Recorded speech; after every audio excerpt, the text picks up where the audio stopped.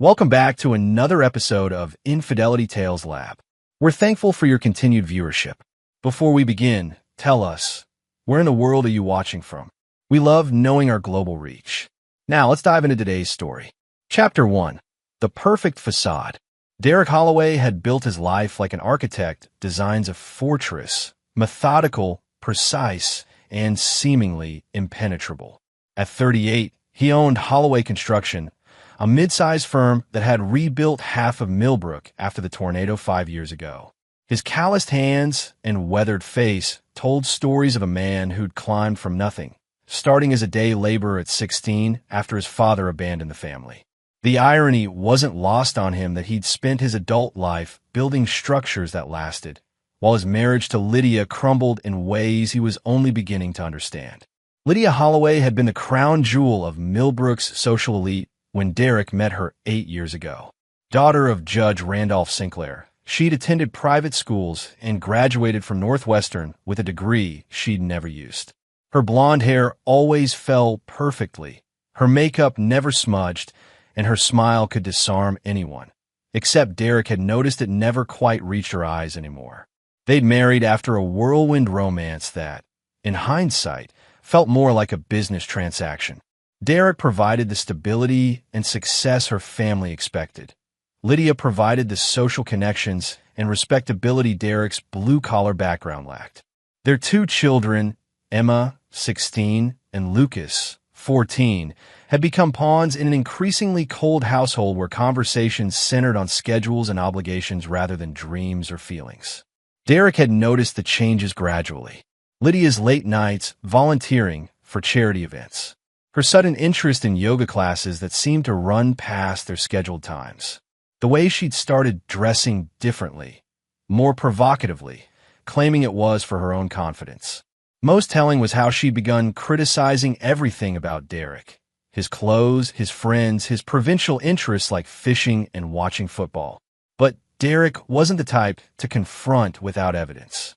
He'd learned patience during his lean years, watching and waiting for the right moment to act. In business, timing was everything. In life, he suspected, it was even more crucial. 3 weeks before the Christmas party, Derek had hired a private investigator named Rita Kowalski, a former cop with a reputation for discretion and thoroughness. What she'd uncovered was a 6-month affair with Trevor Ashford, the pretentious art gallery owner downtown. Trevor was everything Derek wasn't: smooth-talking, cultured, from old money that had never required actual work to maintain. The photographs Rita provided showed Lydia and Trevor at expensive restaurants, holding hands in his BMW, and entering the Grandview Hotel on Tuesday afternoons. But Derek wanted more than proof of infidelity. He wanted to understand the depth of Lydia's betrayal and Trevor's arrogance before he decided what to do about it. That understanding would come at the most unexpected moment, during what should have been a celebration of Derek's success. Chapter 2. The Christmas Revelation. The annual Holloway Construction Christmas party was Derek's favorite event of the year. Unlike the stuffy charity galas Lydia dragged him to, this was a celebration with his crew, the men and women who'd helped him build something meaningful. They'd rented the ballroom at the Riverside Inn, and Derek had spared no expense on food, drinks, and bonuses for his 68 employees. Derek wore his best suit, a navy blue number Lydia had picked out, but which made him feel like he was playing dress-up. Lydia glided through the party in a red dress that cost more than most of his workers made in a week, playing the perfect wife with practiced ease. She charmed the foreman's wives, laughed at the superintendent's jokes, and generally performed the role she perfected over 8 years of marriage. Roland Grayson, Derek's lawyer, and the closest thing he had to a best friend, had been drinking heavily since the cocktail hour began. Roland handled most of Derek's contracts and had become wealthy enough to develop both an expensive Scotch habit and a loose tongue. At 55, Roland had been through 3 divorces and claimed to have learned from each one. Derek was returning from the bathroom, walking down the narrow hallway that connected the restrooms to the main ballroom, when he heard Roland's booming voice carry over the Christmas music. "Lydia, darling, I've always wondered something," Roland said, his words slightly slurred but his tone playful. "How do you put up with such a boring husband? I mean, Derek's a good man, but he's about as exciting as watching concrete dry. Derek stopped in his tracks, hidden by the alcove near the hallway entrance. Through the gap between two decorative pillars, he could see Roland gesturing with a scotch glass, while Lydia stood near the appetizer table, her perfect smile faltering for just a moment before reshaping itself into something sharper. "Oh, Roland," Lydia said, her voice carrying that musical quality she used when she was about to deliver a particularly cutting remark. "Trust me, I'm working on an exit strategy. Life's too short to waste on mediocre men." The words hit Derek like a physical blow, but not because they revealed her feelings. Rita's investigation had already confirmed Lydia's dissatisfaction. What devastated him was the casual cruelty of it, the way she delivered the line with such practiced ease, as if she'd been rehearsing it. This wasn't a moment of weakness or frustration. This was calculated contempt delivered in front of his friend, at his party, surrounded by his employees. Roland laughed, completely oblivious to the venom in Lydia's response. "Well, when you do execute that exit strategy, give me a call. I could use a fourth wife who actually knows how to entertain." Lydia's laugh was like breaking glass. "I'll keep that in mind, Roland, though I might be too busy with someone who actually understands what it means to live a little." Derek understood the subtext immediately. Trevor Ashford was everything Derek wasn't: spontaneous, worldly, unconcerned with practical matters like mortgages and college funds. Trevor could whisk Lydia away for weekend trips to Chicago or surprise her with expensive jewelry, because he never had to worry about building something from nothing. Derek remained in the shadows for another few minutes, watching Lydia work the room. She moved through his employees like a predator among prey, all smiles and small talk, while mentally cataloging everything she planned to leave behind. When she approached Mike Patterson, Derek's lead foreman, and complimented his wife's dress with the same false warmth she'd just used to discuss Derek's inadequacies, Derek felt something cold and final settle in his chest. He returned to the party as if nothing had changed, playing his role as the gracious host. He thanked his employees for their hard work, praised their dedication, and promised another successful year ahead. He danced with Lydia during the slow songs, accepting compliments on what a beautiful couple they made while knowing it was all performance. When Lydia excused herself to powder her nose, Derek noticed she took her phone with her. When she returned 20 minutes later with slightly smudged lipstick and a text message excuse about the babysitter needing to leave early, Derek knew she'd been coordinating with Trevor. They stayed until the last employee left, with Derek maintaining his facade while mentally cataloging every false smile, every casual touch, every moment of the elaborate deception Lydia had constructed around their marriage. Chapter 3: The Vanishing Act. The drive home was silent except for the sound of winter wind against the windows of Derek's pickup truck. Lydia stared out the passenger side window, presumably thinking about Trevor and whatever plans they'd been making via text. Derek focused on the road, but his mind was already 3 steps ahead, calculating and planning. Their house sat on 5 acres outside Millbrook city limits, a custom-built colonial that Derek had designed and constructed as a wedding gift for Lydia. Every beam, every fixture, every detail had been chosen to create something worthy of the woman he'd thought he was marrying. Now it felt like a museum dedicated to his own naivety. The babysitter, Mrs. Chun from down the road, left quickly after they arrived.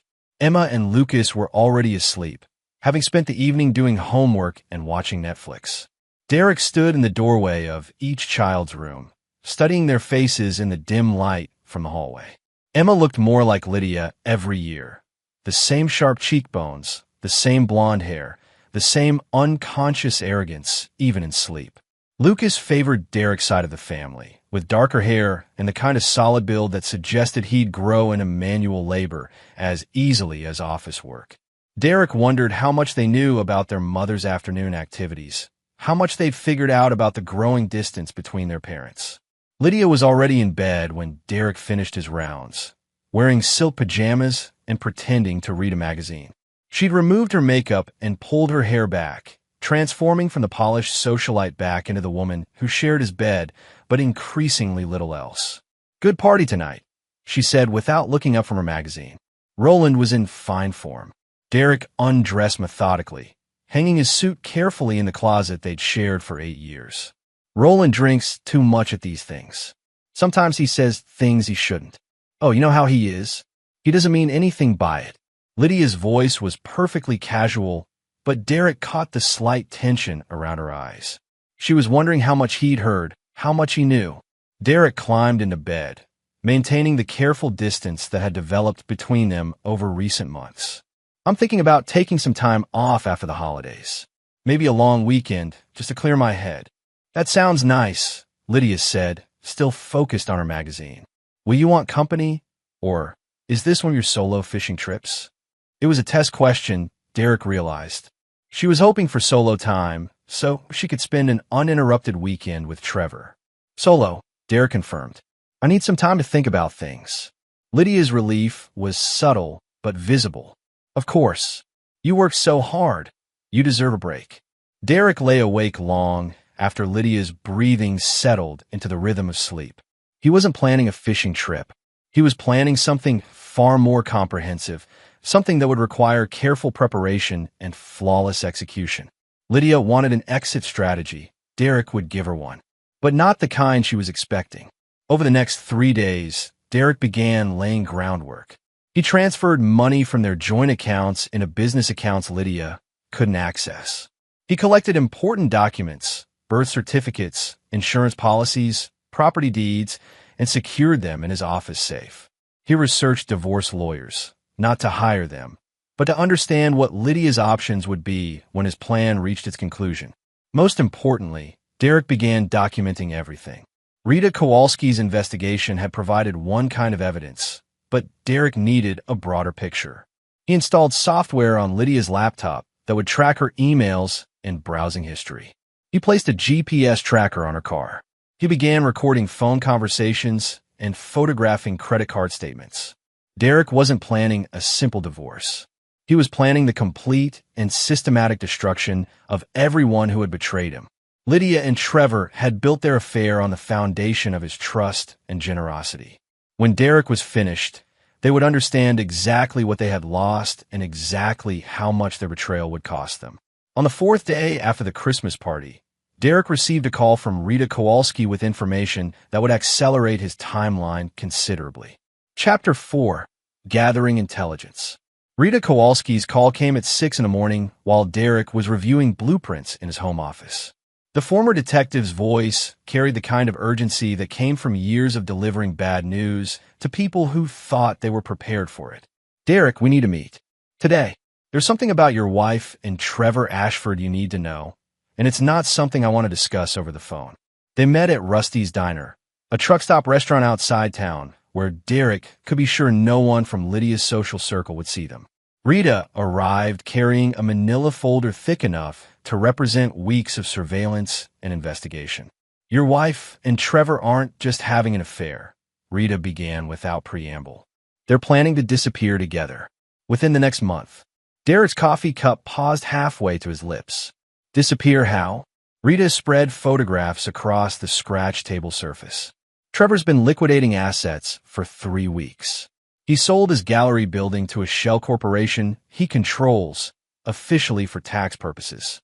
He's moved most of his art collection to a storage facility in Chicago. And yesterday, your wife opened a bank account in the Cayman Islands. The photographs showed Lydia entering First National Bank with documents Derek didn't recognize, Trevor loading paintings into a moving truck, and both of them at what appeared to be a travel agency. Rita had been thorough, capturing multiple angles and timestamps that told a story of methodical preparation. How much money are we talking about? Derek asked, his voice steady despite the rage building in his chest. Trevor's liquidation will net him close to $2 million. But that's not the worst part. Rita pulled out a document that made Derek's blood run cold. Your wife forged your signature on a home equity loan 3 weeks ago. She's borrowed $800,000 against the house. Derek studied the paperwork, recognizing Lydia's careful forgery of his signature. She practiced it well enough to fool the bank, but Derek could see the subtle differences in pressure and angle that revealed the deception. The house is in both our names. How did she manage this alone? She claimed you were out of town on business and provided a notarized power of attorney. Also forged, but convincing enough for a loan officer who was probably more interested in commission than verification.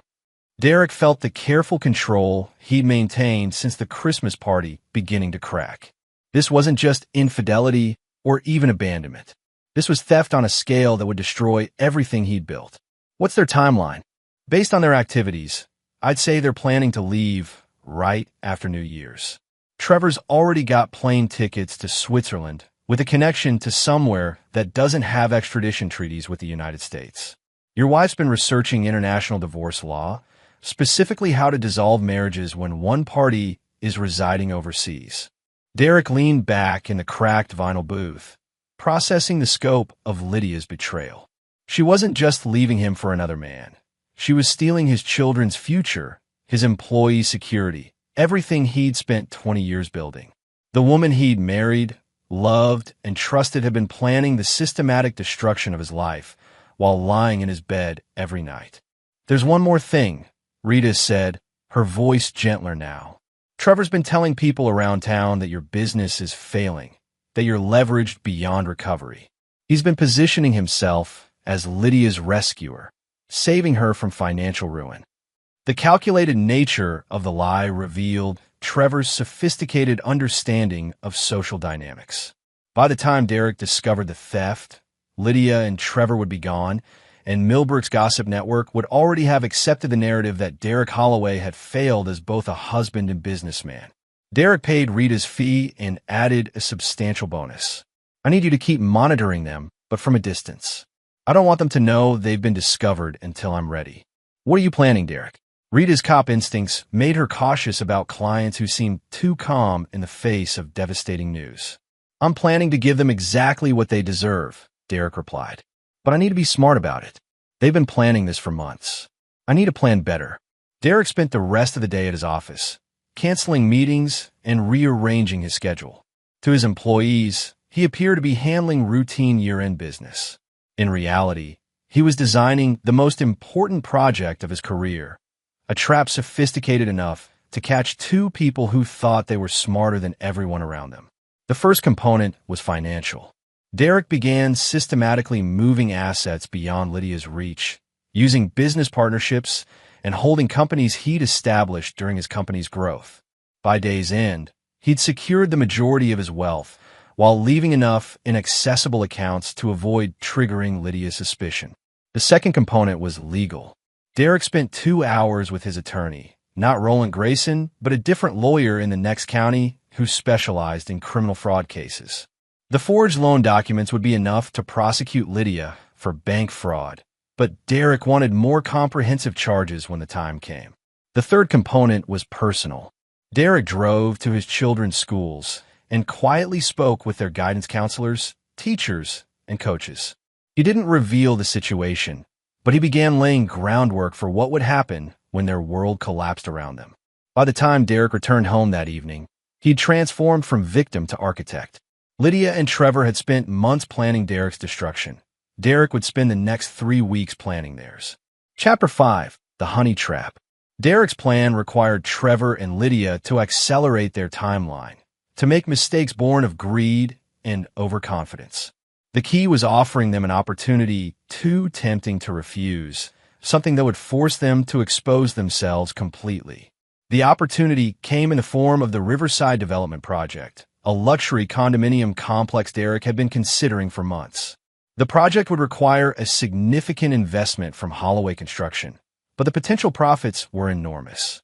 More importantly, the project would require Derek to travel extensively over the next month, providing Trevor and Lydia with the perfect cover for their final preparations. Derek announced the project at dinner 3 days before New Year's Eve, carefully watching Lydia's reaction as he described the timeline and travel requirements. "It's a big risk," Derek said, pushing mashed potatoes around his plate while Emma texted friends and Lucas complained about his math homework. "I need to spend most of January in Portland, working with architects and city planners.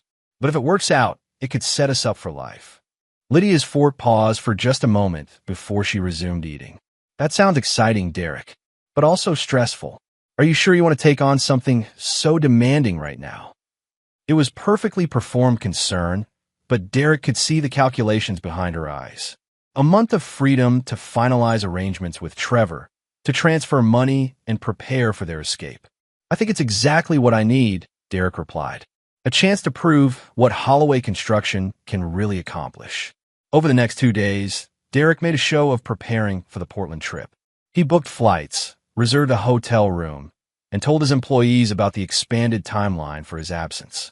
Everything was designed to give Lydia and Trevor confidence in their plan while documenting their activities.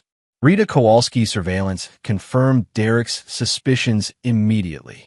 Within hours of Derek's announcement, Lydia called Trevor to discuss moving up their schedule. They met that same afternoon at the Grandview Hotel, not for their usual romantic encounter, but for what appeared to be a detailed planning session. The GPS tracker on Lydia's car revealed additional meetings with a real estate agent, a financial advisor, and someone Rita identified as a document forger operating out of a copy shop in the next county. Trevor's activities included purchasing additional luggage, visiting a jewelry store to liquidate several expensive pieces, and making a substantial cash deposit at a bank Derek didn't recognize. But Derek's masterstroke was still to come. On December 30th, he called Lydia from his office with news that would force their hand completely. The Portland deal fell through, Derek said, injecting just the right amount of disappointment into his voice. The investors got cold feet at the last minute. I'll be staying in town after all. Lydia's silence lasted 3 seconds too long. Oh, that's too bad, Derek. I know you were excited about the opportunity. Actually, I'm thinking about taking a different approach, Derek continued. Maybe it's time to sell the business. Take the money and invest in something more stable. I've been thinking about your father's suggestion that I consider a partnership with the Ashford Gallery. Art seems like a growth market. Derek could almost hear Lydia's heart racing through the phone. If Derek sold Holloway Construction and invested the proceeds with Trevor, it would provide them with millions more than they planned to steal. But it would also require them to remain in Millbrook to maintain their charade indefinitely. Have you talked to Trevor about this? Lydia asked, her voice carefully neutral. Not yet. I thought I'd discuss it with you first. What do you think about the idea? I think you should follow your instincts, Derek. You've always been so good at knowing what's right for our family. The irony of her response was so perfect Derek almost laughed. Instead, he pressed his advantage. I'm going to call Trevor tomorrow and set up a meeting. Maybe we could all have dinner together this weekend, discuss the possibilities. Lydia agreed with enthusiasm that sounded genuine, but Derek knew it was desperation. Trevor and Lydia were trapped between an opportunity too large to ignore and a timeline that no longer worked in their favor. They would have to make their move immediately before Derek could entangle them in business partnerships that would complicate their escape. Derek hung up the phone and called Rita Kowalski. They're going to run, he said, probably within the next 48 hours. I need you to be ready. Ready for what? Derek smiled for the first time since the Christmas party. Ready to watch everything they've planned fall apart in the most spectacular way possible. Chapter 6, The Net Closes. New Year's Eve arrived with the kind of bitter cold that made even hardened Midwesterners question their life choices. Derek spent the morning at his office, ostensibly preparing for the meeting with Trevor that would never happen. In reality, he was coordinating with Rita Kowalski and finalizing the details of a plan that had taken on a life of its own. The beauty of Derek's trap was its simplicity. Trevor and Lydia believed they controlled the timeline, that they could dictate when and how their betrayal would be revealed. Derek had allowed them to keep that illusion while systematically removing every avenue of escape they thought they possessed. Rita's morning surveillance report confirmed Derek's predictions. Lydia had withdrawn the maximum daily amount from 3 different ATMs, using accounts Derek didn't know existed. Trevor had been seen loading suitcases into a rented van, the same van that would supposedly transport his remaining art pieces to Chicago, but was actually packed with everything needed for a permanent disappearance. Most tellingly, both Trevor and Lydia had visited Dr. Patricia Wells, a travel medicine specialist who provided vaccinations and health certificates for international travel. The specific vaccines they'd requested indicated destinations in South America, not Europe as Trevor's plane ticket suggested. Derek's phone buzzed with a text from Lydia. Working late at the community center tonight. Don't wait up. Happy New Year. The community center had been closed for renovations since October. It was a clumsy lie from someone who'd grown overconfident in Derek's supposed ignorance. Rita's tracking showed Lydia's car at the Grandview Hotel, where she and Trevor were presumably having their farewell celebration before implementing their escape plan.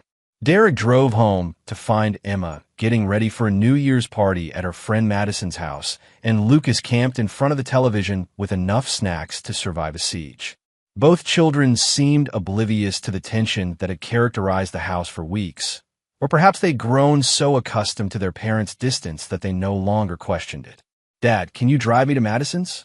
Emma asked, struggling with the clasp of a necklace Derek recognized as one of Lydia's more expensive pieces. "Mom said I could borrow this, but I can't get it fastened." Derek helped Emma with a necklace, noting that she'd also borrowed Lydia's favorite earrings and a bracelet that had been a 10th anniversary gift. Either Lydia was being unusually generous, or she was distributing jewelry she wouldn't be able to take when she disappeared. "Of course I'll drive you," Derek said. "What time should I pick you up?" Madison's mom said she'd bring me home tomorrow afternoon. "We're having a sleepover after the party." "Perfect." Derek had worried about how to keep the children safe during what he expected would be a chaotic night. Emma's sleepover solved half the problem. "Lucas, you want to spend the night at Grandpa's house? He's been asking when you'd visit again." Lucas looked up from his video game with interest. Derek's father lived 40 minutes away on a small farm where Lucas could shoot BB guns and drive the ancient tractor without supervision. "Can I take my PlayStation?" "Sure." Within 2 hours, Derek had both children safely away from whatever was about to unfold. He drove Emma to Madison's house, helped Lucas pack for his grandfather's farm, and returned to an empty house that felt like a stage waiting for the final act of a play. Derek poured himself a scotch and sat in his study, surrounded by the evidence of 20 years of building something meaningful. Family photographs showed happier times when Lydia's smiles had been genuine and their children were young enough to believe their parents were heroes. Business awards and certificates documented Derek's rise from day laborer to successful contractor. The contrast between what he'd built and what he was about to lose felt surreal. His phone rang at 10:47 p.m. Rita Kowalski's voice was tight with urgency. "Derek, they're moving." Lydia left the hotel an hour ago and went home. "She's packing." Trevor's at the airport filing a flight plan for a private plane. Not the commercial flight to Switzerland, a private jet to Mexico. Derek felt adrenaline surge through his system. Mexico. Gets better. The plane belongs to a shell company Trevor's been hiding. He's had this plan for months, maybe longer. The Switzerland tickets were misdirection in case someone was watching. "Where is Lydia now?" "Still at your house." "But Derek, there's something else." "She's not alone." Derek's grip tightened on the phone. "What do you mean?" "Trevor's there with her. They're loading boxes into his van. I think they're taking more than just her personal belongings." Derek was already moving toward his gun safe. He'd learned to shoot as a teenager, hunting with his grandfather during the years after his father left. The .45 caliber pistol felt comfortable in his hand, familiar and reassuring. He'd hoped it wouldn't come to this, but Trevor and Lydia had forced his hand by escalating beyond infidelity and theft in a home invasion. "Call the police," Derek told Rita. "Tell them there's a burglary in progress at my address. Tell them the homeowner is en route and may be armed." "Derek, be careful. Don't do anything that can't be undone." Derek hung up and drove toward the confrontation he'd been preparing for since the Christmas party. The time for patience and planning had ended. Trevor and Lydia had made their choices. Now Derek would make his. Chapter 7. The Confrontation. Derek parked his truck 2 blocks from his house and approached on foot, using the cover of winter darkness and overgrown hedges along the property line. The house he'd built with his own hands looked different now, lit from within by the same warm lights that had once represented sanctuary and family. Now they illuminated something much darker. Through the living room window, Derek could see Lydia directing Trevor as they packed boxes with items Derek recognized. His grandmother's silver service, family photographs in expensive frames, electronics, and documents from Derek's home office. This wasn't a lover's escape. It was a calculated robbery designed to strip Derek of everything that held personal or financial value. Trevor moved with the casual arrogance of someone who believed he'd already won. He handled Derek's possessions without care, dropping a framed photo of Derek's deceased mother onto the hardwood floor and leaving it there when the glass cracked. Lydia showed no reaction to the damage, focused entirely on filling a jewelry box with items from her collection, items Derek had purchased during better times when he'd still believed in their marriage. Derek circled to the back of the house, using his key to enter through the kitchen door he'd installed himself 8 years ago. The familiar sounds of his home, the humming refrigerator, the settling of wood beams in the winter cold, seemed alien now that strangers were ransacking everything he'd built. He could hear their voices from the living room, low but urgent. "Just leave the furniture," Trevor was saying. "We can buy new things when we get settled. The important thing is liquid assets and anything easily portable." "I want the painting from the bedroom," Lydia replied. "It's worth more than everything else combined." Derek knew the painting she meant, a small landscape by a regional artist he'd bought for their 5th anniversary. Lydia had claimed to love it, but Derek now realized she'd probably been calculating its resale value even then. Derek moved through his own house like a stranger, noting what they'd already taken and what they'd left behind. His construction awards meant nothing to them. The children's school photos had been ignored. Even their wedding album lay discarded on the floor, its leather binding torn where someone had removed photos that might have value. The sight of his discarded wedding album was what finally broke Derek's careful control. Not the theft, not even the betrayal, but the casual destruction of memories that had once meant everything to him. These people had invaded his sanctuary and defiled it, treating his life like a garage sale to be picked over and discarded. Derek stepped into the living room doorway, his presence unnoticed for several seconds while Trevor struggled to lift a box of Derek's tools, and Lydia sorted through documents she'd taken from his office safe. When Lydia finally looked up and saw Derek standing there, her face went through a series of expressions: surprise, guilt, and finally a cold calculation that revealed exactly who she'd become. "Derek," she said, her voice steady despite being caught in the act of robbing him. "You're home early." Trevor spun around, dropping the box of tools with a crash that sent wrenches and screwdrivers scattering across the floor Derek had installed with his own hands. Trevor's face showed pure panic, the expression of a man who'd been planning this moment for months, but had never truly believed he'd have to face Derek directly. "I guess I should have texted first," Derek replied, his voice conversational despite the rage building in his chest. "Though it looks like you're both a little busy to check messages." The three of them stood in Derek's living room like actors who'd forgotten their lines. Outside, Derek could hear the distant sound of sirens, still several minutes away, but getting closer. Rita had made the call as instructed, providing Derek with a deadline for this confrontation. "Derek, this isn't what it looks like," Lydia began, falling back on a lie so transparently false it bordered on insulting. "Really?" Derek gestured to the boxes, the scattered belongings, the obvious signs of theft. "Because it looks like my wife and her lover are robbing me blind while I'm supposed to be out of town." Trevor found his voice, though it came out higher than his usual smooth tenor. "Look, Derek, we can explain everything. This is just a misunderstanding." Derek smiled, and both Lydia and Trevor took an involuntary step backward. They'd never seen Derek truly angry, had never understood that his calm demeanor masked something much more dangerous when properly provoked. "Oh, I understand perfectly," Derek said. "I understand that you've been planning this for months. I understand that you forged my signature to steal $800,000 from our home equity line. I understand that you've been liquidating assets and preparing to disappear to a country without extradition treaties." Lydia's face went pale. "How did you know about all of it?" Derek completed her question. "Because I'm not the stupid, boring husband you described me as at my own Christmas party. Because I've been watching you both for weeks, documenting every move you've made, every lie you've told, every dollar you've stolen." The sirens were getting closer now, and Trevor was edging toward the front door with the desperate look of someone calculating whether he could run fast enough to avoid what was coming. "I wouldn't," Derek advised, noting Trevor's positioning. The police are already en route, and they'll be very interested in those boxes you've packed with stolen property. Derek reached into his jacket and pulled out his phone, scrolling through the photographic evidence Rita had compiled. Bank fraud, theft, conspiracy, burglary. That's quite a list you've managed to accumulate. And Trevor, those aren't even the most serious charges you'll be facing. Chapter 8. The Reckoning Unfolds. The police arrived in a cascade of red and blue lights that painted Derek's house in alternating colors of authority and justice.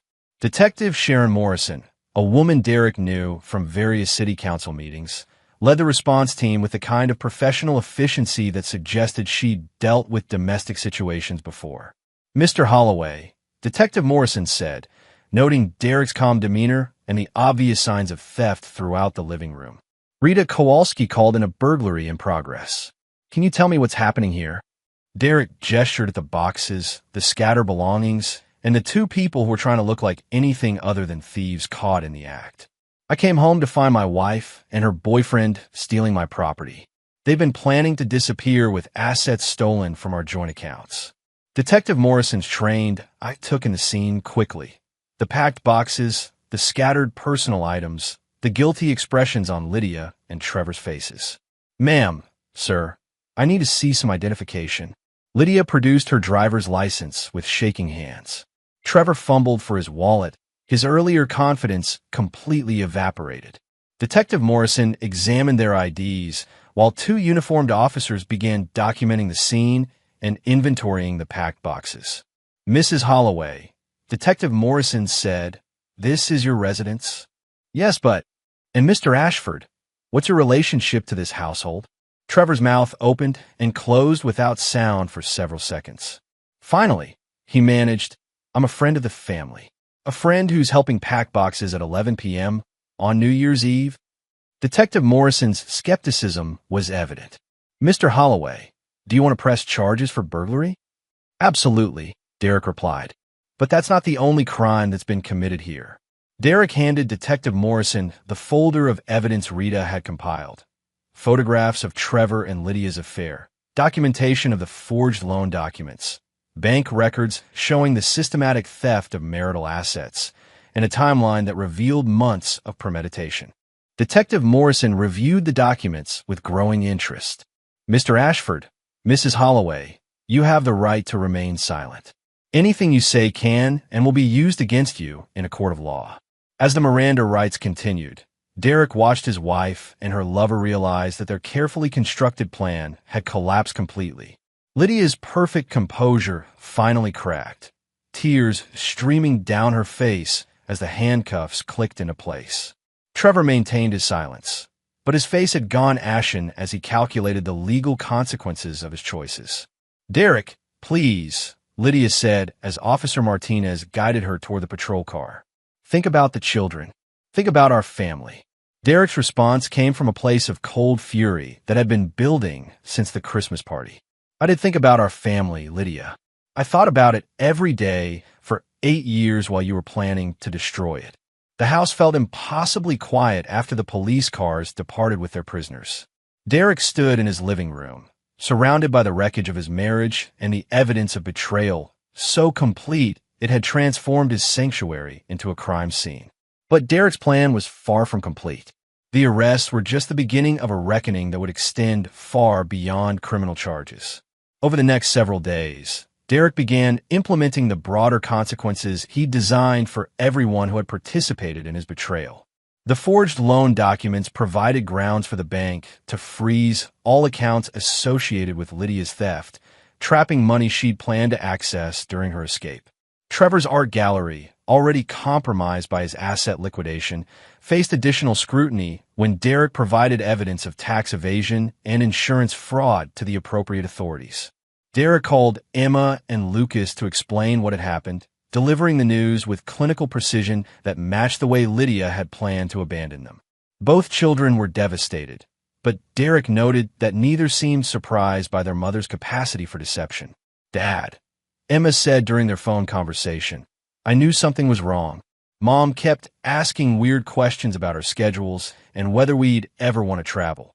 She was probably trying to figure out how to take you with her," Derek explained.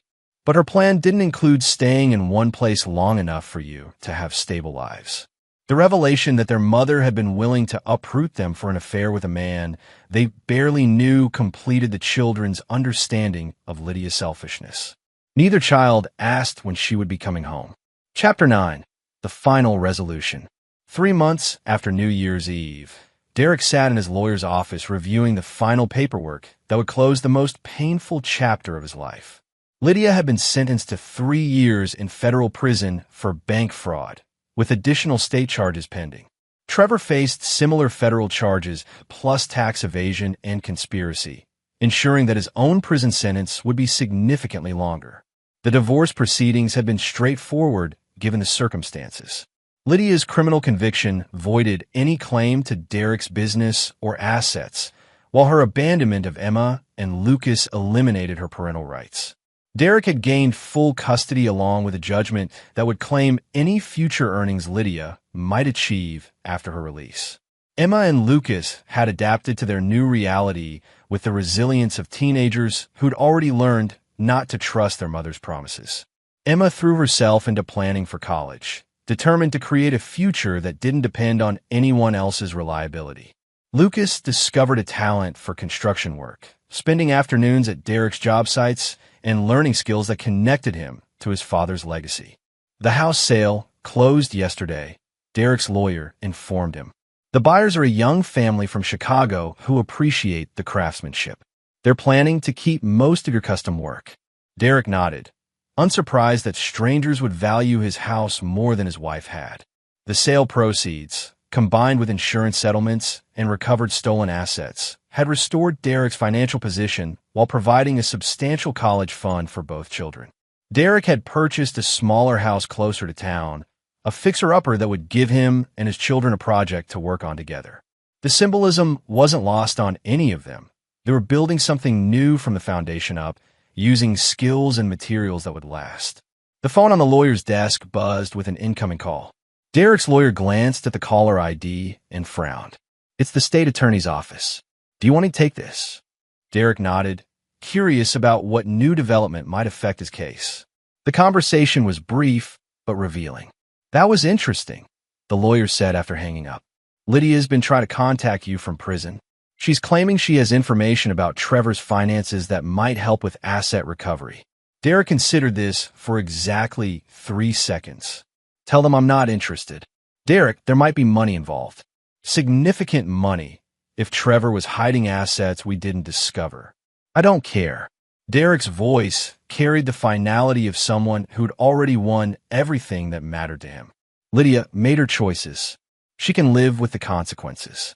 Derek gathered his papers and prepared to leave, but his lawyer had one more surprise. There's something else. Trevor's parents want to meet with you. They're offering to pay restitution beyond what the court ordered, apparently trying to minimize their family scandal.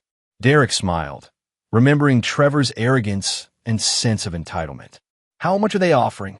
$2 million, plus a public apology. It was more money than Derek had lost, enough to secure his children's futures and expand his business beyond anything he'd previously imagined.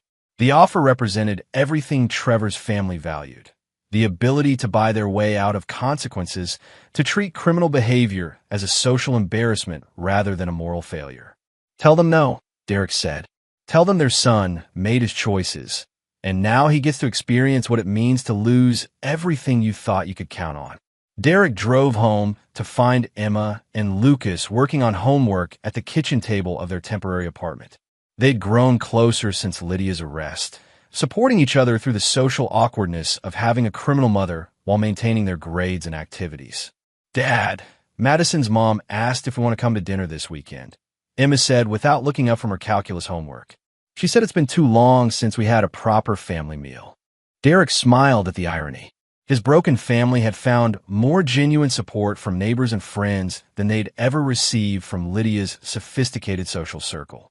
That sounds nice. Did you want to go? Only if you're okay with Mrs. Patterson asking a million questions about whether you're dating anyone yet. Lucas warned from behind his history textbook.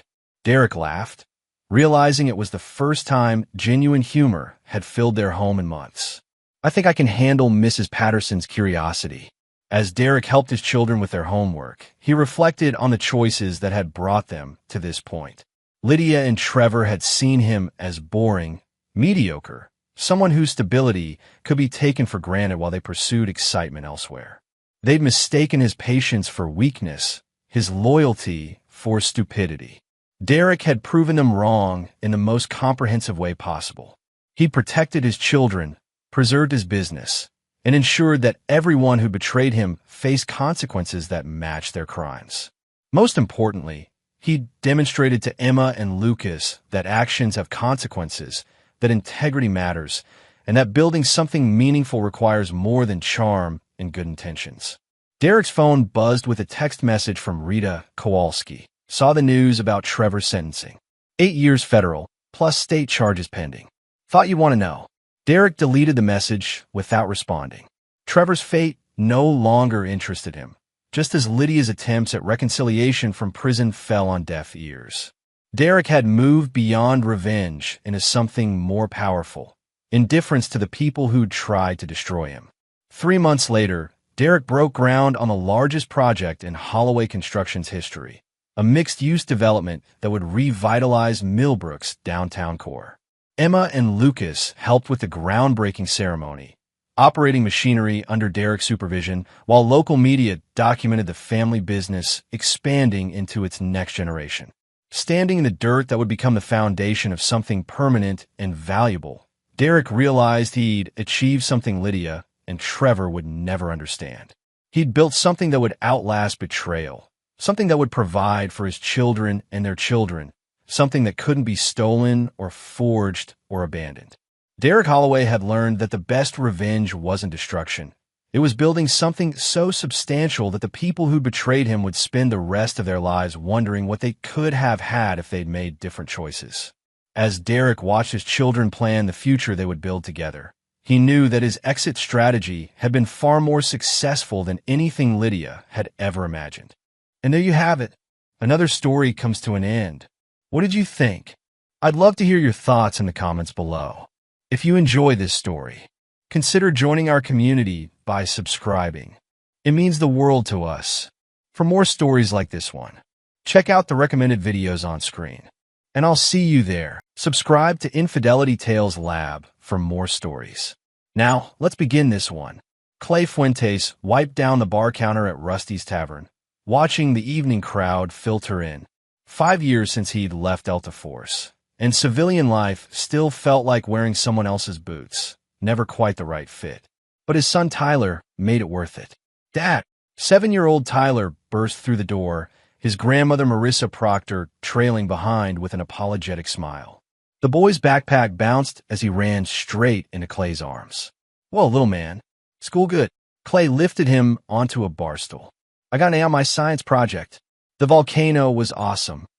Tyler's eyes sparkled with the same intensity Clay remembered from his own childhood. Marissa squeezed Clay's shoulder. "He's brilliant, just like you were before you went and joined the military." She said it without judgment. She'd raised him alone after his father died in a factory accident, and she understood men who needed purpose. "Before I learned to make something of myself." "You mean?" Clay grinned. The door chimed again. Clay's smile faded. Tiffany Benson, née Fuentes, walked in wearing a designer dress that cost more than Clay's monthly rent. Behind her loomed Louis Benson, a 4-star general whose chest candy glittered even in civilian clothes. They'd been married 6 months. "Tyler, get your things. Now." Tiffany's voice could strip paint. Tyler's face crumpled. "But Mom, it's not your night. General Benson has an important dinner. We need you presentable." She snapped her fingers. Clay stepped forward. "Tiff, the custody agreement says I have him until Sunday. It's Thursday." Louis Benson's eyes were chips of ice. "The agreement also says the child needs proper guidance, not some washed-up bartender." Clay's jaw tightened. Every instinct screamed at him to put this pompous officer through the wall. Instead, he crouched to Tyler's level. "It's okay, buddy. I'll see you Sunday, right?" Tyler nodded, tears threatening. "That's my tough guy." Clay ruffled his hair. As they left, Marissa touched Clay's arm. "That man's dangerous, me, Joe. I see it in his eyes." "I know, Ma, but what can I do?" Tiffany has a high-powered lawyer. Lewis has connections everywhere. Clay watched through the window as Lewis roughly grabbed Tyler's shoulder, shoving him toward a black Mercedes. I'm just a guy slinging drinks. You're more than that. You've always been more. Clay didn't respond. He'd spent 12 years in Delta Force, 3 deployments, missions that didn't exist on paper, things that would give most men nightmares. He'd left it all behind when Tiffany got pregnant, trying to be the father he never had. It hadn't been enough for her. She wanted money, status, power. A decorated general could give her that. A special operations soldier couldn't. Later that night, after closing, Clay sat in his small apartment above the bar. Photos of Tyler covered one wall. Baseball games, birthday parties, father-son camping trips. His phone buzzed. Clay, it's Garrett. Garrett Gomez's voice crackled through. They'd served together, survive hell together. You sound like shit. Just thinking about Tyler. This General Tiffany married. Something's off, Garrett. You want me to run a background check? No, man. I can't afford to start a war. Tiffany would use it to cut me out completely. Just say the word, brother. We take care of our own. After hanging up, Clay stared at the photo of him and Tyler at the Grand Canyon. The boy's grin was infectious, fearless. I should have fought harder, Clay thought. Should have been more. He didn't know that in 3 days, his whole world would detonate. Friday evening, Tyler sat at the Benson's marble dining table, pushing food around his plate. The house was enormous, 6 bedrooms, a pool, manicured lawns that stretched forever. It felt like a museum, beautiful, cold, untouchable. Sit up straight, Lewis barked. And finish your vegetables. I don't like asparagus, Tyler said quietly. Lewis's fork hit the plate with a clang. What did you say? Tiffany didn't look up from her wine. She'd learned when to intervene and when to let Lewis establish dominance. This was the latter.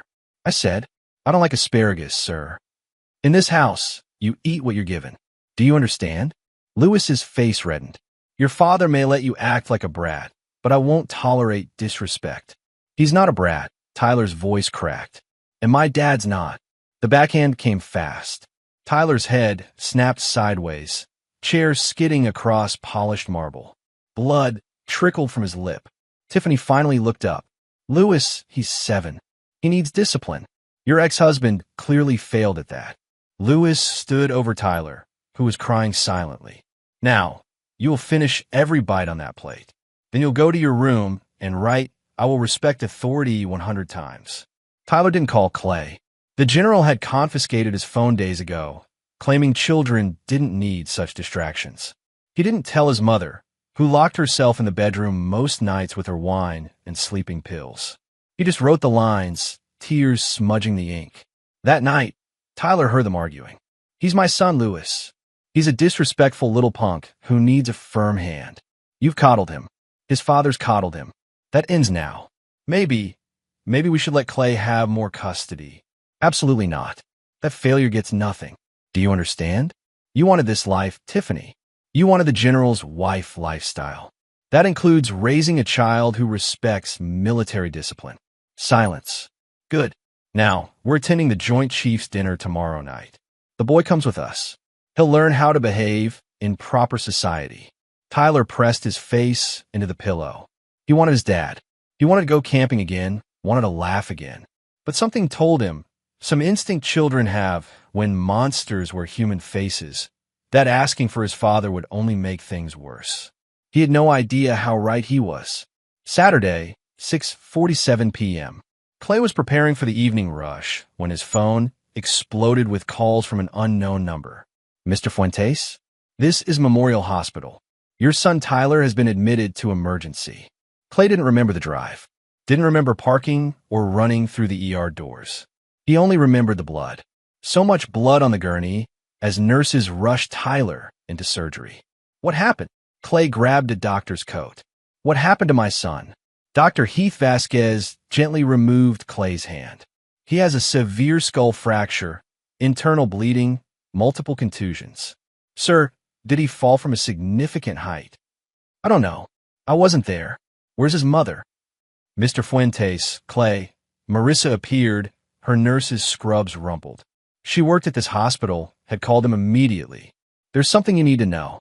The police report says he fell from a moving vehicle. Clay's world tilted. What?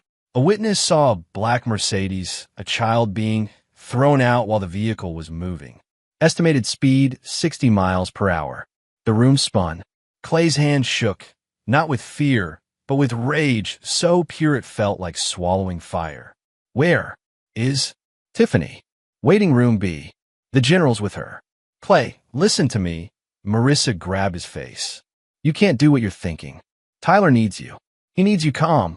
Needs you here. Clay forced himself to breathe. 12 years of training kicked in. Assess, plan, execute. He walked to waiting room, be like a man approaching a target. Tiffany sat there, mascara smudged, dressed dirty. When she saw Clay, something flickered across her face. Guilt? Fear? It vanished quickly. Clay, it was an accident. Ow! The word came out flat, dead. Lewis Benson stood. He wore his uniform, every medal catching fluorescent light. Your son disrespected me during an important function. He threw a tantrum, tried to jump from the vehicle. I attempted to stop him, but you're lying. Excuse me. Lewis's eyes narrowed. My son wouldn't jump from a moving car. Tyler's terrified of heights, of speed. He won't even ride roller coasters. Clay stepped closer. So, I'll ask again, what happened? Tiffany's laugh came out wrong, hysterical. He's right, Lewis. Maybe we should tell the truth. The boy disrespected me. Lewis's voice cracked like a whip. He questioned my authority in front of senators, called me a bully, said his bartender father was worth 10 of me. His face purpled. I taught him a lesson about respect. I opened the door and gave him a choice. Apologize or get out. He didn't apologize. The room fell silent. You threw him, Clay whispered. You threw my 7-year-old son from a car going 60 miles an hour. I taught him consequences. Lewis showed no remorse. Something you clearly failed to do. Clay reached for his phone. Lewis's hand shot out, crushing the device. Plastic and glass rained onto linoleum. You're calling nobody, Lewis said, blocking the doorway. His bulk filled the frame. No police, no lawyers. You're nobody, Fuentes. I'm a 4-star general with 30 years of service. Who do you think they'll believe? Some washed-up ex-soldier slinging beers, or me? Tiffany stood. Lewis, maybe we should. Shut up. He didn't even look at her. Your son will recover, or he won't. Either way, you'll keep your mouth shut if you want any custody at all. Because I promise you, I will end you. I'll have you declared unfit. I'll make sure you never see that brat again. Clay smiled. It wasn't a friendly smile. It was the smile a predator gives before it strikes. Lewis noticed the change in Clay's expression, the way the air itself seemed to thicken. Did I say something amusing? Lewis's voice faltered slightly. Clay rolled up his left sleeve slowly, deliberately. The tattoo stood out stark against his forearm, a skull and crossbow over the number 1776, with the words "De Oppresso Liber." Lewis Benson's face went white. You recognize that, don't you, General? Clay's voice was soft, almost gentle. Delta Force. 1st Special Forces Operational Detachment Delta. 12 years of service. 3 tours you'll never read about in any report. Missions that would make your desk jockey career look like kindergarten. Lewis started shaking. Actually shaking. Because he did recognize it. Every general knew about Delta. The operators who moved in shadows, who could make people disappear, who answered to no one except their own code. I suggest, Clay continued, you step away from that door. Then you're going to walk to the nurse's station and you're going to confess everything to the police. Because the alternative, his smile widened. The alternative is that I call some friends. Men who don't care about your medals or your rank. Men who know how to make problems vanish. You're threatening a 4-star general. Lewis tried to rally. That's not a threat. A guarantee. Clay pulled out his wallet, dropped something on the table. It was a card, blank except for a phone number written in black ink. That's Garrett Gomez. Delta Force. He and 19 other brothers are waiting for my call. Want to know what happens when you mess with a Delta operator's family, General? Lewis looked at Tiffany, then back at Clay. His military bearing had crumbled. He'd spent his career pushing papers, collecting medals for bureaucratic victories. Clay had spent his collecting skills that could end lives. Tiffany, Lewis said quietly. We should go. No. Tiffany's voice was small. Lewis, what did we do? We did nothing. I taught a brat a lesson. If he dies, he dies. But Lewis was already backing toward the door. Clay caught his arm. The grip looked casual, but Lewis gasped, pressure points expertly applied. My son better live, Clay whispered. Because if he doesn't, your rank won't save you. Your connections won't save you. There's no place on this earth I can't reach. He released Lewis. Now get out of my sight before I forget there are witnesses. They fled. Clay sank into a chair, adrenaline crashing. Marissa appeared with a paper cup of water. That was impressive, Mijo. Terrifying, but impressive. I meant every word. I know you did. She sat beside him. But you can't kill a 4-star general. Even Delta Force can't make that disappear. Clay stared at the card he dropped. I'm not going to kill him, Ma. I'm going to do something much worse. What? I'm going to destroy everything he cares about. His reputation, his career, his freedom. And when I'm done, he'll wish I'd killed him instead. Outside, a nurse approached with an update on Tyler's condition. Inside Clay's mind, a different operation was already beginning. The general had made a fatal mistake. He'd declared war on a man who'd spent 12 years learning how to win them. Tyler survived surgery. Barely.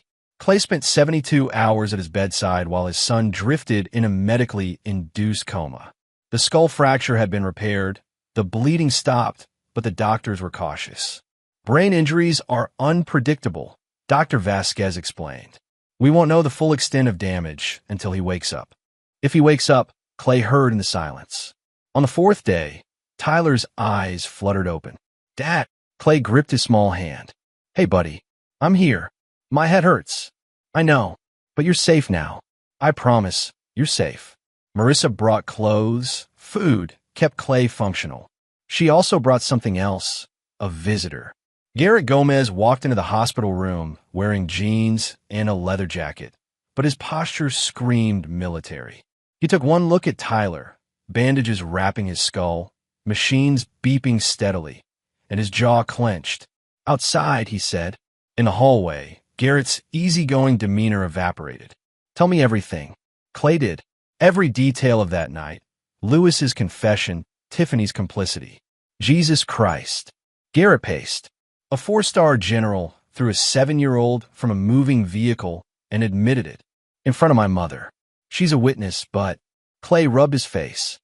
Tiffany recanted her statement to police. Said it was an accident, that Tyler opened the door himself. Lewis claims the same. It's their word against mine, and Lewis has half the military justice system in his pocket. We could make him disappear. I've got 3 guys in town who owe me favors. No. Clay's voice was firm. That's not how this ends. I want him destroyed publicly. I want everyone to know what he did. I want his medal stripped, his pension gone, his name mud. Garrett studied him. That's not the Clay I served with. You were always surgical, quick, quiet, decisive. That was before they touched my son. Fair enough. Garrett pulled out a tablet. So let's start digging. Lewis Benson, 4-star general. Surface level, he's pristine. Commendations, Pentagon assignments, advisor to 3 presidents. But nobody's that clean, brother. Nobody. Over the next week, while Tyler slowly healed, Clay and Garrett built a case. They brought in others. Dusty Kahn, a former intelligence analyst who now ran a private investigation firm. Mark Tanner, who specialized in financial forensics. Theodore Wheeler, a military lawyer with an axe to grind against corrupt officers. What they found made Clay's blood boil for different reasons. Lewis Benson isn't just an abusive piece of shit, Dusty said during a meeting in Clay's apartment. He's a systematic one. I found 3 other families, enlisted men, who filed complaints about his treatment of their kids at base functions. All complaints disappeared. Mark added, his finances are interesting too. He's been receiving payments from a defense contractor, Orion Strategic Solutions. 6 figures annually, laundered through his wife's consulting business. Consulting for what? She doesn't have any relevant experience. So he's on the take, Theodore mused. Steering contracts to Orion in exchange for kickbacks. That's a court-martial offense, potentially prison time. But we need proof, Clay said. Solid, incontrovertible proof. I can get it, Dusty grinned. Give me 2 weeks, and access to his computers. Lewis is old school. He probably uses the same password for everything. How do you get access? Leave that to me. Meanwhile, Tiffany tried to visit Tyler. Clay blocked her at the door. Please, she begged. He's my son, too. You laughed. Clay's voice could have frozen hell. When your husband threw our child from a car, you laughed. Tyler told the police that. He remembered that sound. I was in shock. You chose a monster over your own son. Now live with it. He closed the door in her face. But Tiffany's visit gave him an idea. 10 days after the incident, Tiffany received a call from an unknown number. Mrs. Benson? This is Camille Montoya from the Pentagon Inspector General's office. We're investigating irregularities in defense contract awards. Your consulting firm has been flagged. We'd like to ask you some questions. Tiffany's hand trembled. I don't know what you're talking about. Ma'am, this is a courtesy call. You can speak with us voluntarily, or we can issue a subpoena. Your choice. I need to talk to my husband. Of course. We'll be in touch. The woman hung up. Tiffany stared at the phone, panic rising. Lewis had promised his arrangement with Orion was bulletproof. But if the IG was investigating, she called Lewis immediately. We have a problem. At the Pentagon, Lewis Benson sat in his mahogany-lined office, listening to his wife spiral into hysteria. Calm down. Nobody's investigating anything. Someone's trying to rattle us. How do you know? Because I'm the Pentagon, Tiffany. If the IG was investigating, I'd know before they made any calls. But doubt had been planted. That night, Lewis received his own message, an email from an encrypted address containing photos. Photos of him meeting with Orion executives. Photos of cash-stuffed envelopes. Photos of documents he'd provided, classified bid information for upcoming contracts. The email was simple. Resign quietly, or these go public. You have 48 hours. Lewis didn't resign. Instead, he called his security team, his lawyers, his contacts at military intelligence. Find out who sent these. I want names, addresses, everything. What he didn't know, every call he made was being monitored by Dusty Khan, who'd hacked Lewis's phone weeks ago. Every contact Lewis reached out to was quietly being fed false information by Clay's expanding network. Delta Force operators don't work alone. They build teams, leverage assets, manipulate environments. Clay was doing exactly that. He's spiraling, Garrett reported. Making mistakes, getting paranoid. Good. Not good enough, Clay said. They sat in Tyler's hospital room. The boy was sleeping peacefully, finally off the heavy painkillers. I want a broken, not just nervous. What are you thinking? Clay pulled out a file. Lewis has a son from his first marriage. Damian Benson, age 19, military academy. Clean record, good kid by all accounts. Lewis barely acknowledges him. Too busy with his career. So Lewis cares about his reputation above all else. What if his son became a liability? Garrett's eyes widened. Clay, we're not targeting a kid. Not targeting. Protecting. Clay opened the file, showing messages Dusty had recovered. Damian knows about his father's arrangement with Orion. He's been blackmailing Lewis for tuition money, threatening to expose everything. Lewis has been paying him off. Jesus. The kid's extorting his own father. No, but that's what it's going to look like when I'm done. Over the next 3 days, Clay orchestrated a masterpiece. Using Damian's legitimate grievances about his absent father, Clay, through anonymous intermediaries, approached the young man with an offer. Testimony against Lewis in exchange for immunity and a full scholarship. Damian, bitter about years of neglect, agreed. Simultaneously, Dusty leaked the Orion photos to a journalist named Wilfred Hunter, a military affairs reporter known for breaking corruption stories. Wilfred verified the images, cross-referenced dates, confirmed meetings. The story would publish in 72 hours. But Clay wasn't done. Lewis Benson's world began collapsing in stages. First, the Joint Chiefs received an anonymous package containing financial records showing his Orion payments. An investigation was opened quietly. Second, 3 families, those whose children Lewis had abused, suddenly found legal representation courtesy of Theodore Wheeler. They filed civil suits simultaneously. Third, Damian Benson's testimony was leaked to military prosecutors, complete with evidence of Lewis's blackmail payments being reframed as hush money. But the killing blow came from an unexpected angle. "Clay, you need to see this," Marissa said, bursting into the hospital room.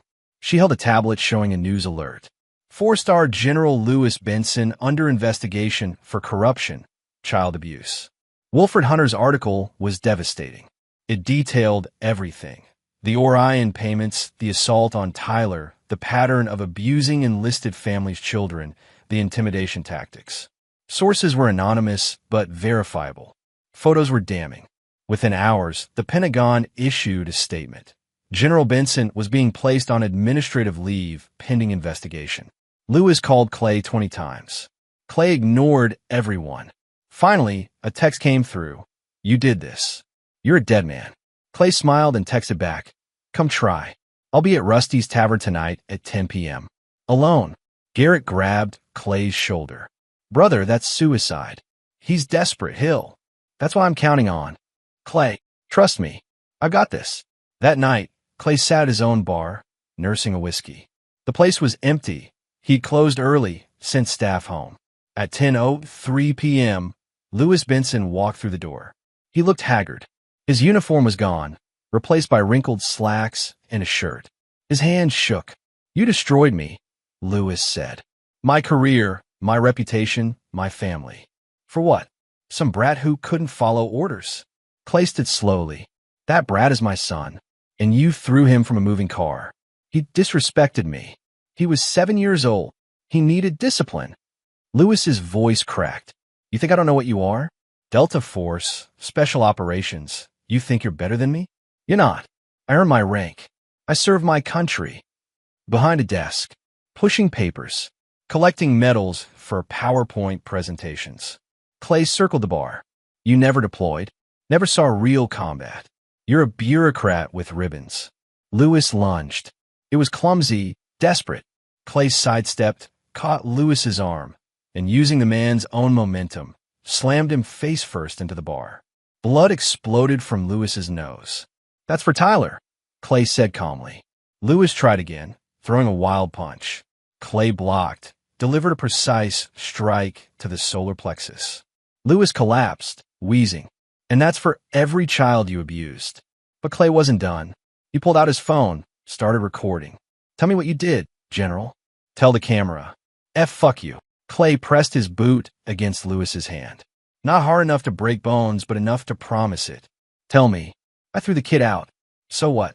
"He was disrespectful. I was teaching him." Click. The recording stopped. Clay sent it to Dusty, who'd have it to prosecutors within minutes. "That's a confession. Voluntary, uncoerced. You just handed me everything I needed." Lewis started crying, actually sobbing. "My career is over. My pension's gone.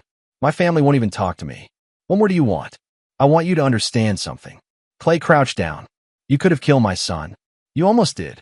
And you showed no remorse. So now you get to live with nothing. No career, no respect, no freedom. You'll be court-martialed, stripped of rank, and prosecuted for assault, corruption, and child endangerment. You'll spend years in Leavenworth, and every single inmate there will know you hurt a kid. You know what happens to people like you in military prison, General." Lewis's eyes widened with terror. "Exactly." Clay stood. "Police are on their way. You assaulted me in my bar. There are cameras everywhere. Self-defense is a beautiful thing." Sirens wailed in the distance. "One more thing," Clay said. "Tyler's awake. He's going to make a full recovery. He'll grow up knowing his father fought for him. What will your son remember about you?" Lewis had no answer. 6 weeks later, United States versus General Lewis Benson began at Fort Myers Military Court. The courtroom was packed. Media, military brass, families of Lewis's victims. Everyone wanted to watch the four-star general fall. Theodore Wheeler served as the prosecutor. He was methodical, devastating. General Benson stands accused of multiple violations of the Uniform Code of Military Justice, Theodore began. Conduct unbecoming an officer, assault, corruption, and conspiracy to defraud the United States government. But at the heart of this case is something far simpler. a man who threw a 7-year-old child from a moving vehicle and showed no remorse. Lewis's defense attorney, a colonel named Lowell Galloway, tried to argue extenuating circumstances. General Benson dedicated 30 years to serving this nation. One moment of poor judgment shouldn't. One moment, Theodore cut in. Permission to present evidence of pattern behavior? The judge, a stern woman named Antonia Hanson, nodded. Theodore called witness after witness. Enlisted men whose children had been terrorized at base functions. Marissa Proctor, who testified about Lewis's confession at the hospital. Damian Benson, who detailed years of emotional abuse and blackmail. Then came the financial evidence. Mark Tanner walked the court through the Orion payments, the shell companies, the kickbacks totaling nearly $2 million. General Benson didn't just abuse children, Theodore concluded. He betrayed his oath, corrupted the procurement process, and lined his pockets while good soldiers fought and died overseas. But the moment that sealed Lewis's fate came when Clay took the stand. He wore a simple suit, no military decorations. Theodore walked him through that night at the hospital, Lewis's confession, the threat. Mr. Fuentes, you serve in Delta Force for 12 years. Is that correct? Yes, sir. During that time, did you ever encounter officers like General Benson? Objection. Lowell jumped up. Relevance. I'll allow it, Judge Hanson said. Clay looked directly at Lewis. No, sir. I encountered officers who led from the front, who cared about their soldiers more than their careers, who understood that rank is a responsibility, not a weapon. He paused. General Benson represents everything we fought against. Abuse of power, corruption, cowardice. The courtroom erupted. Judge Hanson gavelled for order. Lewis's attorney cross-examined. Isn't it true, Mr. Fuentes, that you orchestrated an elaborate revenge plot against my client? I gathered evidence. I made sure the truth came out. If that's revenge, then yes. You manipulated witnesses, leaked classified information, and used your military connections to destroy General Benson's career. I used the truth to expose a criminal. Clay's voice was steel. Your client threw my son from a car. He laughed about it. He threatened to make sure I never saw Tyler again. So yes, Colonel, I made damn sure he'd never hurt another child. The courtroom applauded. Judge Hanson didn't stop them. When deliberations ended, the verdict was unanimous. Guilty on all counts. General Lewis Benson, this court finds you guilty of conduct unbecoming an officer, assault causing grievous bodily harm, conspiracy to defraud the United States, bribery, and multiple violations of military law. Judge Hanson's voice echoed through the courtroom. Before I pass sentence, does the defendant wish to make a statement? Lewis stood. He looked smaller now, diminished. I dedicated my life to serving this country. I made mistakes. I accept responsibility. The words sounded rehearsed, hollow. Judge Hanson wasn't impressed. You accept responsibility now, after being caught, after the evidence became overwhelming. But when Tyler Fuentes lay in a hospital bed with a cracked skull, you showed no remorse. When you threatened his father, you showed no conscience. When you collected bribes, you showed no honor. She leaned forward. This court hereby sentences you to 20 years in the United States disciplinary barracks at Fort Leavenworth. You're stripped of all rank, all decorations, and all military honors. Your pension is forfeited. You will be dishonorably discharged from the United States Army, effective immediately. Lewis's legs buckled. MPs caught him. Furthermore, Judge Hanson continued, you will pay restitution to the families you've harmed, beginning with Clay and Tyler Fuentes. The civil suits against you will proceed without impediment from this court. Lewis was led away in handcuffs. As he passed Clay in the gallery, their eyes met. Lewis's held defeat, confusion. He still didn't understand how a washed-up bartender had destroyed him so completely. Clay held his gaze until Lewis looked away first. Outside the courthouse, reporters swarmed. Clay made a brief statement. Justice was served today. My son can heal knowing the man who hurt him will face consequences. That's all I wanted, justice. But Tiffany wasn't done. She'd been called as a witness, had pled the fifth on most questions. But the revelation of her complicity, Her laughter at Tyler's injury, her recanting of testimony, had destroyed her social standing. Her consulting business collapsed. The country club revoked her membership. Friends stopped calling. She cornered Clay in the parking garage. "Are you happy now? You've ruined everything." "I didn't ruin anything," Clay said calmly. "You did. You chose a monster over your own son. He promised me a better life. After you. After years of struggling while you played soldier. I wasn't playing. I was serving. And when I came back, I tried to be there for you and Tyler. It wasn't enough. No, you weren't enough." Clay's words hit like bullets. You weren't strong enough to raise a child without luxury. You weren't loyal enough to stand by your family. And you sure as hell weren't smart enough to see what Lewis really was. Tiffany slapped him. Clay didn't even flinch. "Tyler wants nothing to do with you," Clay continued. The court agreed. "I have full custody. You get supervised visitation once a month if Tyler agrees to see you. Right now, he doesn't. You turned him against me." "No, Tiffany, you did that yourself when you let your husband throw him from a car." Clay walked away, then stopped. "One more thing. Theodore Wheeler is filing for you to pay child support. Turns out, even former generals' wives have to support their kids. Good luck finding a job with your reputation." He left her standing there, tears streaming down her face. 3 months later, Clay and Tyler sat on the dock behind Rusty's Tavern, fishing rods in the water. Tyler's head was still tender, his hair growing back over the surgical scars. But his smile had returned. "Dad, I caught something." Clay helped him reel it in, a decent-sized bass. "Look at that.